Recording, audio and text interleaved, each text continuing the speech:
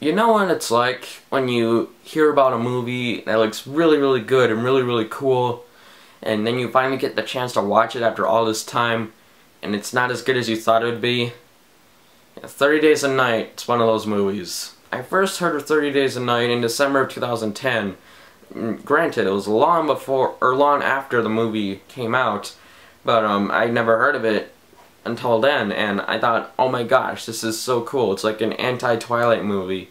And it's not like vampires suck when it directly spoofs Twilight. It's like, it makes vampires badass again.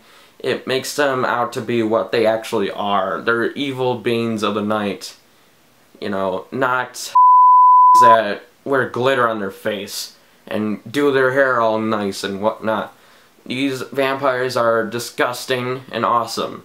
The movie's about an Alaskan town that goes through a 30-day sun drought in which vampires come about and wreak havoc on the living.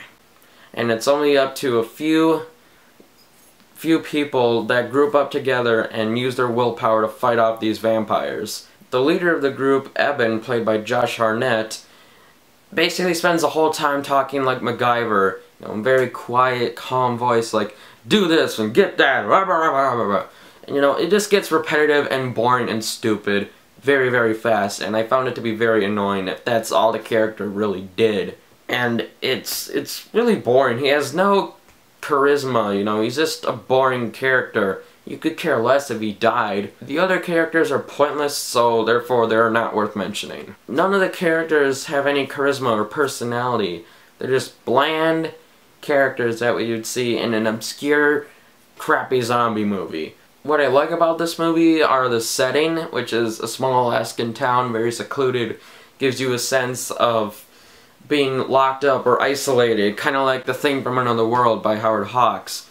It's a movie, not a book, by the way. Directed by Howard Hawks, I should have said. The vampire makeup is terrific. CGI is used when necessary. You know, when they basically combine live action with CGI. You know, like extreme blood splatters and stabbing, you know, that CGI is necessary for that, not for an entire body, like an entire vampire. You know, like you would see in a bunch of other movies where they just CGI or use CGI to create the vampire, but they actually put human people in makeup and they only use CGI when necessary. And that's another thing that they did with Abraham Lincoln Vampire Hunter. It's another thing they did that that was really good, and it's the way CGI should be used.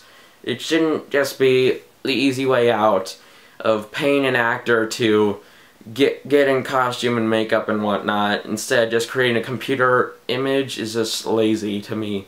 And that's why this movie gets some props for actually using CGI correctly. The vampires have a very distinct look that you wouldn't get confused with any other vampires from any other movie.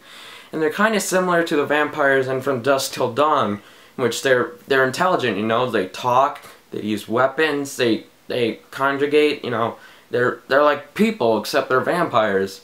And they're not just lumbering vampires, you know, they're actually intelligent beings that can actually fight the humans back and actually, you know, be catastrophic.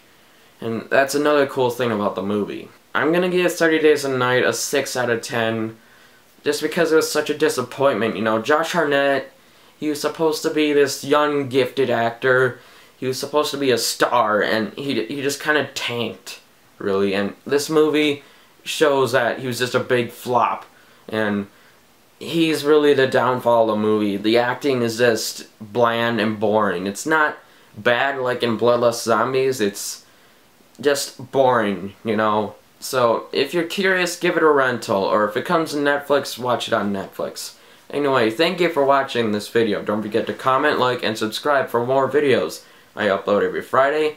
Also, don't forget to check out ericlouberthorror.com for more crap. And thank you again for watching. I'll see you guys next time.